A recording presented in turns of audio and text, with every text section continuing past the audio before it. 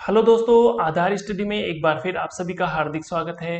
दोस्तों, अपन चर्चा कर रहे थे एसएसटी सिलेबस में जो सिंधु घाटी सभ्यता है उससे जो पिछले वीडियो में अपन ने बात की थी कालीबंगा, मोहनजोदड़ो और हड़प्पा सभ्यता के बारे में। दोस्तों, आज के इस वीडियो में अपन चर्चा करेंगे भारतीय सभ्यता और संस्कृति। ये आपने सिलेबस में देखा होगा। इस सिलेबस के इस पॉइंट में आपके दे रखा है सिंधु घाटी सभ्यता। और सिंधु घाटी सभ्यता से अपन ने पिछले वीडियो में तीन महत्वपूर्ण स्थलों के बारे में अध्ययन किया था। तीन महत्वपूर्ण स्थल कौन कौन से? कालीबंगा, हड़प्पा और मोहनजोदड़ो। आज के इस वीडियो में अपन जो इसके अलावा जो सिंधु घाटी सभ्यता के स्थल हैं उनके बारे में चर्चा करेंगे। दोस्तों, आप हमारे चैनल पर नए हैं तो चैनल को जरूर सब्सक्राइब कीजिएगा और वीडियो आपको पसंद आए तो वीडियो को भी लाइक जरूर कीजिएगा। चलिए दोस्तों, स्टार्ट करते हैं भारतीय सभ्यता और संस्कृति एवं समाज में सिंधु घाटी सभ्यता के जो बचे हुए स्थल हैं उनके बारे में। आज की इस वीडियो में अपन आगे की सभ्यताओं के बारे में अध्ययन करेंगे। उससे पहले मैं आपको सिंधु जो सभ्यता थी वहां से प्राप्त होने वाली एक लिपि है, उस लिपि को सिंधु लिपि कहा गया। तो थोड़ी बहुत जानकारी मैं आपको सिंधु लिपि के बारे में भी दे देता हूं। एक नाम आता है आई महादेवन। उन्होंने सबसे पहले सिंधु जो लिपि है उसका उद्वाचन या उसको डिकोड किया था। और सिंधु जो लिपि है उस सिंधु लिपि में जो कुल अक्षर है वो लगभग 250 से लेकर 400 कुल अक्षरों की खोज सिंधु लिपि में की गई थी। और सिंधु लिपि में जो सबसे ज्यादा प्रयोग होने वाला जो चिन्ह है वो एक तो यू आकार का चिन्ह सिंधु लिपि में सबसे ज्यादा प्रयोग किया गया। इसके अलावा एक मछली की आकृति, कुछ इस टाइप की मछली की आकृति थी, उस मछली की आकृति का सिंधु लिपि में सबसे ज्यादा प्रयोग किया गया।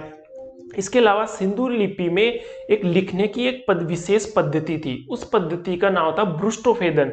ये कई एग्जामों में पूछी गई है। ब्रुष्टोफेदन क्या होता है? ब्रुष्टोफेदन एक लिपि लिखने की एक पद्धति है। उस लिपि में जो पहली पंक्ति लिखी जाती है, जैसे मान लो ये पहली पंक्ति है तो पहली पंक्ति बाईं ओर से दाईं ओर लिखी जाती है। इसके अलावा जो इसके नीचे जो दूसरी पंक्ति लिखी जाएगी वो दाईं ओर से बाईं ओर की तरफ लिखी जाएगी।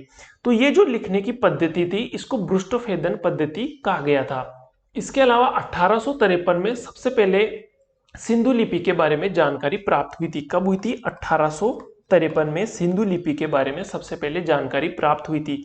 और 1923 के आते आते सिंधु लिपि के बारे में पूर्ण जानकारी प्राप्त कर ली गई थी। यहाँ से मिलने वाली जो मोहरे हैं, जो अभिलेख हैं, उन पर सिंधु लिपि लिखी हुई थी। तो ये तो कुछ लिपि से संबंधित जानकारी हो गई।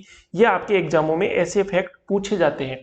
दोस्तों, अपन बात करते हैं आगे सिंधु घाटी सभ्यता से मिलने वाली कौन कौन से स्थलों पर क्या क्या खोज की गई उसके बारे में अपन अध्ययन करते हैं।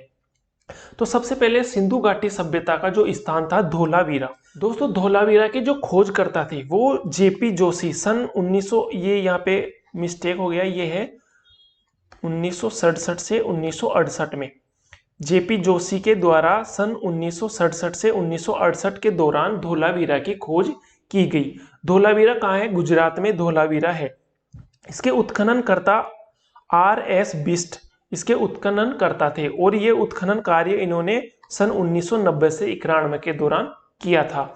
इसके अलावा जो धोलावीरा जो सभ्यता है, सिंधु घाटी सभ्यता का एक स्थान है धोलावीरा।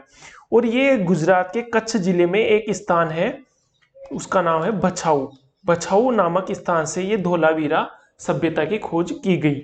धोलावीरा सभ्यता से नेवले की पत्थर की मूर्ति यहाँ से मिली है। इसके अलावा यहाँ पर एक बहुत बड़ा स्टेडियम, बहुत बड़ा प्लेग्राउंड भी मिला है। वो प्लेग्राउंड धोलावीरा से मिला है। तो प्लेग्राउंड के बारे में भी आपको पूछा जा सकता है। इसके अलावा सिंधु घाटी सभ्यता का एक और स्थल है जिसका नाम है चहुंदड़ो। चहुंदड़ो के खोजकर्ता एन.जी. मजूमदार थे और ये इन्होंने सन 1934 में चहुंदड़ो की खोज की थी। सन 1934 में एन.जी. मजूमदार ने इसके जो उत्खनन का कार्य किया था वो मेके द्वारा किया गया था। और ये चहुंदड़ो सिंधु नदी के बाएं तट पर मिली थी। सिंधु नदी के बाएं तट पर चहुंदड़ो नामक सभ्यता मिली थी। ये एक औद्योगिक केंद्र था। जो बाकी जो सिंधु घाटी सभ्यता के स्थल थे वो अलग अलग अपनी विशेषताएं लिए हुए थे। ऐसे ही चहुंदड़ो जो सभ्यता थी, जो स्थान था, वो एक औद्योगिक केंद्र के रूप में जाना जाता था।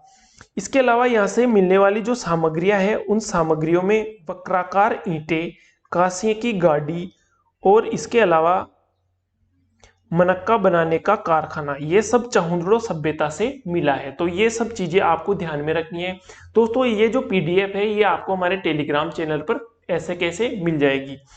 आगे अपन बात करते हैं लोथल की। लोथल सिंधु घाटी सभ्यता का एक स्थान है लोथल, और इसके उत्खननकर्ता जो थे वो रंगनाथ राव, और ये उत्खनन कार्य इन्होंने सन 1955 में किया था। अगर लोथल की स्थिति की बात करें तो ये गुजरात के खंभात की खाड़ी में भोगवा नदी के तट पर स्थित थी।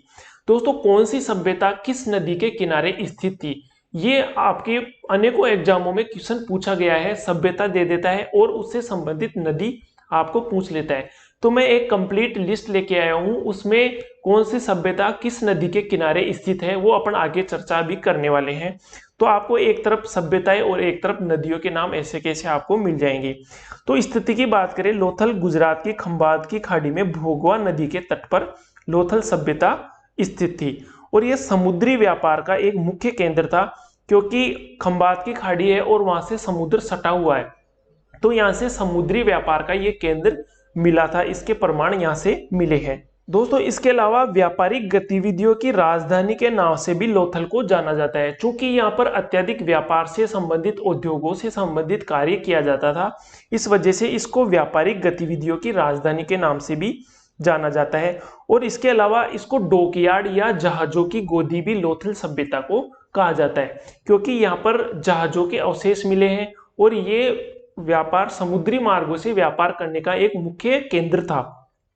यहां से मिलने वाली सामग्री की बात करें तो इसको डॉकयार्ड या जो जहाजों का बेड़ा जहां पर आकर रुकता है, वो जहाजों का बेड़ा जो बंदरगाह होता है उस टाइप के यहाँ से प्रमाण मिले हैं। लोमड़ी की चित्रकारी का मर्तबान, जो अपन पंचतंत्र की जो कथाएं आती है उसमें एक धूर्त लोमड़ी की जो कथा थी, उस धूर्त लोमड़ी से संबंधित यहाँ पर एक मर्तबान मिला है, और उस पर लोमड़ी का चित्र है, जो उसका संबंध धूर्त लोमड़ी से बताया जाता है, जो पंचतंत्र की कहानियों में अपने को सुनने को मिलता है। इसके अलावा यहाँ पर यज्ञ वेदिया, जल निकासी का प्रमाण, युग्म समाधि, अर्थात यहाँ से स्त्री और पुरुष दोनों को एक साथ कब्र में युग्म समाधि के प्रमाण भी यहाँ से मिले हैं। इसके अलावा दोस्तों यहाँ से जो मिस्र में जो मम्मियां जो प्रमाण मिलते हैं मिस्र में, वो प्रमाण यहाँ पर भी मिलते हैं। अर्थात जिस प्रकार मिस्र में मम्मियों को सहेज कर रखा जाता था, मरे हुए व्यक्ति का जो शव होता है उसको पट्टियों से लपेट कर रखा गया था, उसी प्रकार के प्रमाण यहाँ लोथल से भी मिले हैं। इसके अलावा चावल के साग से भी लोथल से अपने को प्राप्त होते हैं। आगे बात करें तो आटा पीसने की जो चक्की और बाजरे की खेती के प्रमाण लोथल सभ्यता से अपने को प्राप्त होते हैं। इसके अलावा बात करते हैं सुतको गेडोर की। ये सभ्यता सिंधु घाटी सभ्यता का एक महत्वपूर्ण स्थान है। यहाँ से मिलने वाली जो सामग्री है, इसके सबसे पहले खोजकर्ता अराइल आइंस्टीन सन 1927 में इस सभ्यता की खोज की गई थी। इसके अलावा इसकी स्थिति की अपन बात करें तो पाकिस्तान के बलूचिस्तान में तसिक नदी के तट पर सुतको गेडोर सभ्यता प्राप्त हुई है। दोस्तों ये कुछ छोटी मोटी सभ्यताएं हैं, इनसे कुछ विशेष क्वेश्चन नहीं पूछे जाते। इन सभ्यताओं से संबंधित केवल उसके खोजकर्ता और उसकी स्थिति के बारे में ही क्वेश्चन पूछे जा सकते हैं। तो टू द पॉइंट में बात करूं तो केवल वही फैक्ट मैं आपके लिए लेकर आया हूं जो आपके एग्जाम की दृष्टि से काफी महत्वपूर्ण है। यहाँ से कुछ खास क्वेश्चन बनते नहीं है केवल खोजकर्ता और स्थिति के अलावा। आगे बात करें रोपड़ की। रोपड़ जो सभ्यता है उसके खोजकर्ता थे बीवी लाल, और बीवी लाल के द्वारा सन 1950 में रोपड़ सभ्यता की खोज की गई थी। दोस्तों इसके उत्खननकर्ता की बात करें तो यज्ञदत्त शर्मा ने रोपड़ सभ्यता का उत्खनन कार्य किया था, और ये उत्खनन कार्य सन 1953 से लेकर 1956 तक ये उत्खनन का कार्य यज्ञदत्त शर्मा द्वारा किया गया था। दोस्तों आगे बात करते हैं रोपड़ की स्थिति के बारे में। तो रोपड़ जो सभ्यता है वो सतलज नदी के तट पर मिली थी, और ये रोपड़ सभ्यता पंजाब में स्थित थी। इसके अलावा रोपड़ सभ्यता से एक महत्वपूर्ण जानकारी ये मिली है कि यहाँ पर जो कब्रिस्तान थे, जो कब्र खोदी गई, उसमें मानव के साथ कुत्ते को भी दफन किया गया था। तो ये रोपड़ सभ्यता से अपने को जानकारी मिलती है। इसके बाद बात करते हैं रंगपुर सभ्यता की।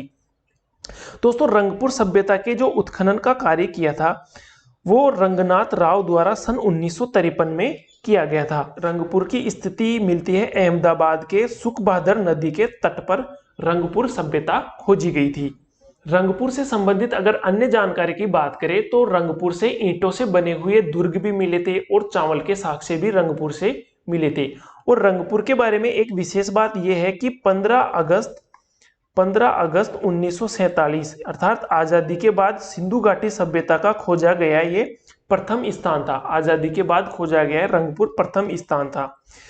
आगे अपन बात करते हैं आलमगीरपुर। आलमगीरपुर सिंधु घाटी सभ्यता का एक स्थान है और आलमगीरपुर के जो खोजकर्ता थे वो यज्ञदत्त शर्मा थे। आलमगीरपुर की स्थिति की अपन बात करें तो हिंडन नदी के तट पर आलमगीरपुर सभ्यता मिली थी। इसके अलावा है बनवाली सभ्यता। बनवाली सभ्यता के उत्खननकर्ता आर.एस. बिष्ट थे। आर.एस. बिष्ट द्वारा ये सभ्यता 1973 से 1976 के दौरान बनवाली सभ्यता की उन्होंने खोज की थी। और इसकी स्थिति के बारे में अब बात करें तो हरियाणा के हिसार जिले में बनवाली सभ्यता के प्रमाण मिले हैं। इसके बाद बात करते हैं सुरकोटड़ा की। सुरकोटड़ा की स्थिति के बारे में बात करें तो गुजरात के कच्छ जिले में सुरकोटड़ा नामक सभ्यता का स्थान खोजा गया था।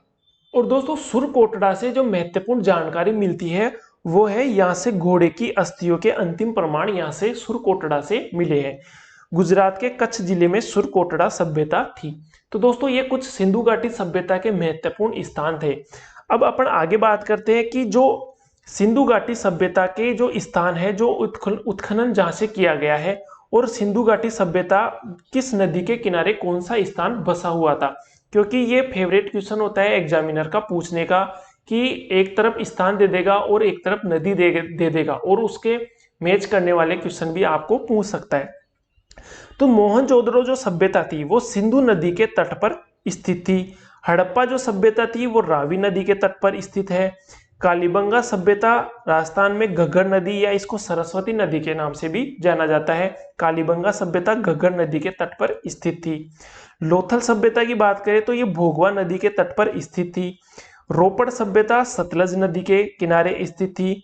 बालाकोट सभ्यता अरब सागर के पास स्थित थी। तो ये कुछ सिंधु सभ्यता के संबंधित स्थान है और उनसे संबंधित ये नदियां हैं। आपको मैच करने वाले क्वेश्चन या एक वैकल्पिक क्वेश्चन आपको यहाँ से पूछा जा सकता है। तो नदियों से संबंधित और सभ्यताओं से संबंधित ये चीजें आपको ध्यान में रखनी है। दोस्तों आज की वीडियो में बस इतना ही। आगे आने वाले वीडियो में अपन वैदिक संस्कृति और इसके कुछ ऑब्जेक्टिव क्वेश्चन के बारे में डिस्कस करेंगे। दोस्तों अभी तक आपने हमारा चैनल सब्सक्राइब नहीं किया है तो आप चैनल को अभी सब्सक्राइब कर लीजिए और अपने दोस्तों में भी वीडियो को शेयर कीजिए। अगर वीडियो आपको पसंद आया, इंपॉर्टेंट लगा जानकारी, तो वीडियो को आप लाइक कर सकते हो। ये जो पीडीएफ है ये आपको हमारे टेलीग्राम चैनल पर ऐसे कैसे मिल जाएगी। टेलीग्राम चैनल ज्वाइन करने के लिए या तो आप डिस्क्रिप्शन में जो लिंक दिया हुआ है वहां से आप ज्वाइन कर सकते हो, या सीधा सिंपल आप टेलीग्राम पर जाइए और वहां पर सर्च में आधार स्टडी टाइप कीजिए। वहां से आपको हमारे चैनल का लोगो मिल जाएगा, वहां से भी आप इसको डाउनलोड कर सकते हो और इसके अलावा वहां से हमारे नोट्स भी आप डाउनलोड कर सकते हो। तो दोस्तों मिलते हैं नेक्स्ट वीडियो में। धन्यवाद।